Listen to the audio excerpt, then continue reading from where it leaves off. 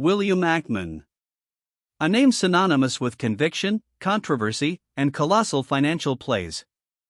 The founder and CEO of Pershing Square Capital Management, Ackman has carved out a unique, often polarizing, path in the world of high finance. His strategy, characterized by significant activist stakes in public companies, demands not just deep research but also an unwavering belief in his own thesis, frequently leading to public battles with corporate boards and fellow investors.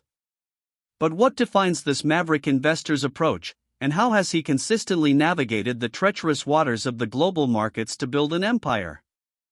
Ackman's journey began with Gotham Partners in 1992, a firm he co-founded after graduating from Harvard Business School.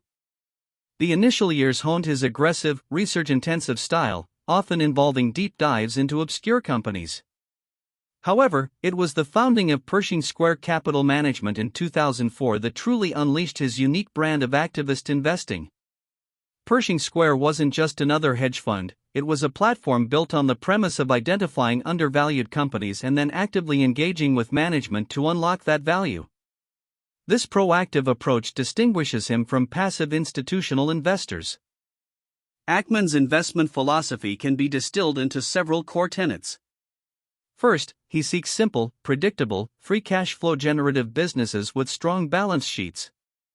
Second, he looks for businesses that can withstand various market conditions and possess strong competitive moats. Critically, he buys at a discount to intrinsic value, often when companies are underperforming or mismanaged. Finally, his activist approach means he's prepared to take a concentrated position, become deeply involved, and advocate for significant operational or strategic changes to realize that value. This isn't day trading, it's a profound commitment. A hallmark of Ackman's strategy is his willingness to hold highly concentrated positions, often representing a significant portion of Pershing Square's portfolio. This concentration stems from profound conviction. If he believes a company is deeply undervalued and has a clear path to improvement, he will commit substantial capital and time. This approach, while potentially yielding outsized returns, also amplifies risk. A single misstep in a concentrated portfolio can have a disproportionately negative impact. It requires immense confidence in one's research and the fortitude to weather market skepticism. One of Ackman's most audacious and ultimately vindicated calls was his multi-year short position against MBIA Incorporated, a bond insurer, beginning in 2002. He argued that MBIA's business model was fundamentally flawed due to its exposure to complex, risky mortgage-backed securities. His extensive research and public presentations faced widespread skepticism and even ridicule. For years, he was criticized, but as the subprime mortgage crisis unfolded, his thesis proved tragically correct, delivering a massive payout for Pershing Square and cementing his reputation as a prescient, if controversial, analyst. Ackman's deep dive into MBIA was more than just a bet on one company, it was an early and accurate prediction of the systemic risks brewing in the U.S. housing and financial markets. His research into the underlying assets insured by MBIA, particularly collateralized debt obligations or CDOs, provided a stark warning. While many dismissed his concerns, the subsequent market meltdown validated his analysis. This episode highlighted his ability to identify deeply hidden risks and bet against the prevailing consensus, a trait that would define many of his future ventures. In contrast to the MBIA short, Ackman's engagement with Canadian Pacific Railway in 2011 showcased his activist prowess in a more traditional sense. Pershing Square built a significant stake, becoming the largest shareholder, and then launched a proxy battle to replace the CEO and several board members. Ackman argued that CP Rail was significantly underperforming its peers due to inefficient operations. The successful proxy contest led to the appointment of Hunter Harrison as CEO, a renowned railroad executive, who orchestrated a remarkable turnaround, significantly boosting shareholder value. The Canadian Pacific turnaround was a masterclass in operational efficiency.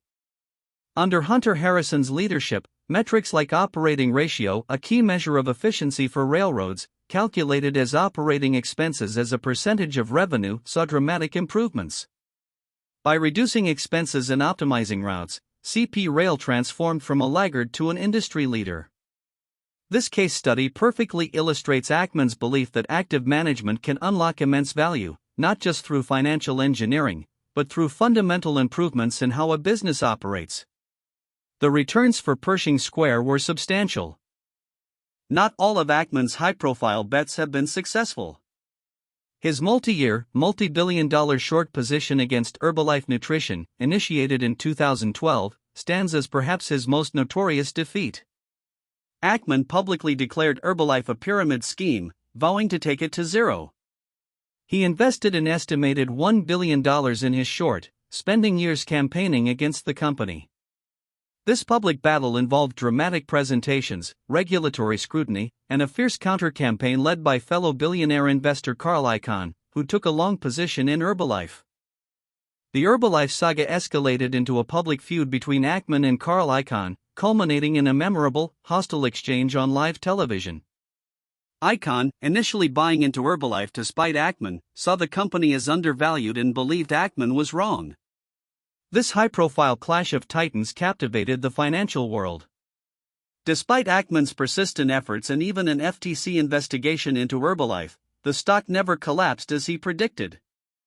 Eventually, Pershing Square unwound its short position, incurring significant losses and marking a humbling chapter in Ackman's career. The Herbalife short was a costly lesson for Ackman. While the exact figures are complex due to various hedging strategies, reports suggest Pershing Square lost hundreds of millions, possibly close to $1 billion, on the bet. This protracted battle tied up significant capital and attention for years, potentially diverting resources from other profitable opportunities. The experience underscored the challenges of short selling and the perils of public activism, particularly when battling a resilient company and a powerful counter-investor. It was a stark reminder that conviction alone doesn't guarantee victory. Another significant setback for Ackman came with his investment in Valeant Pharmaceuticals, now Bausch Health. Pershing Square took a large stake, anticipating continued growth from Valeant's aggressive acquisition strategy and drug price increases. However, the company faced intense scrutiny over its pricing practices, accounting, and business model. The stock plummeted, leading to substantial losses for Pershing Square. This episode further highlighted the risks inherent in concentrated, activist positions, especially when the underlying business model is predicated on controversial or unsustainable practices. Despite these high-profile losses, Ackman has often spoken about the lessons learned, particularly from Herbalife and Valeant. He emphasizes the importance of understanding the business model's fragility and the potential for reputational damage. His experiences have seemingly led to a more refined, though still activist, approach. After these setbacks, Pershing Square shifted towards a more friendly activism and a greater focus on businesses with resilient fundamentals, rather than those reliant on aggressive financial engineering. This evolution reflects a capacity for self-reflection and adaptation, crucial for long-term survival in finance. In March 2020, as the world grappled with the nascent COVID-19 pandemic, Ackman made headlines with an extraordinary hedge. Pershing Square used approximately $27 million to buy credit default swaps on investment-grade and high-yield corporate bonds. This highly leveraged bet was a protection against a market collapse he foresaw as lockdowns swept the globe.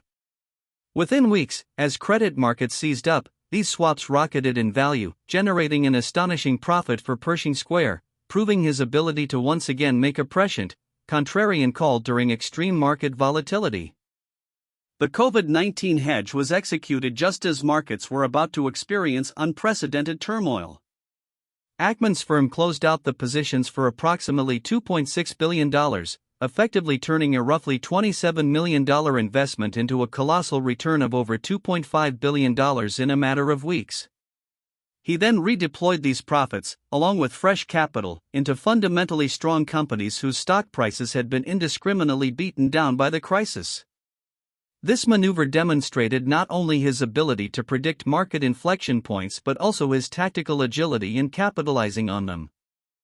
William Ackman is not a quiet investor. He frequently engages with the media, publishes detailed presentations on his investment theses, and isn't afraid to publicly challenge corporate management or even fellow billionaires. This outspoken nature is a double-edged sword. It amplifies his message and pressures companies but also exposes him to intense public scrutiny and personal criticism. His willingness to operate in the public eye sets him apart from many hedge fund managers who prefer to work in the shadows, making him both a media darling and a lightning rod for controversy. While activist investing can unlock shareholder value, it also draws criticism. Critics argue that activists like Ackman often prioritize short-term gains over long-term strategic investments, leading companies to cut essential R&D or capital expenditures. There's also concern about greenmail or undue influence on management. However, proponents contend that activist investors hold management accountable, improve corporate governance, and prevent complacency, ultimately benefiting all shareholders. Ackman's career embodies this ongoing debate. Is he a corporate raider or a catalyst for positive change? Beyond his financial endeavors, Ackman is also a notable philanthropist.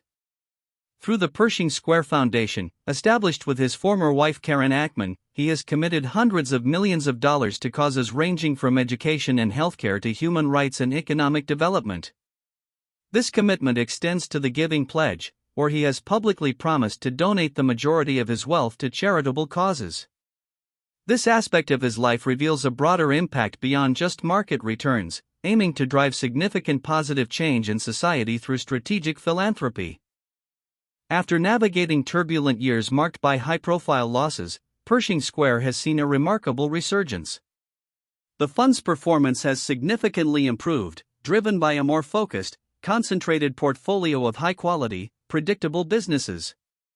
This evolution suggests a shift from aggressively challenging management to a more collaborative approach, often working behind the scenes.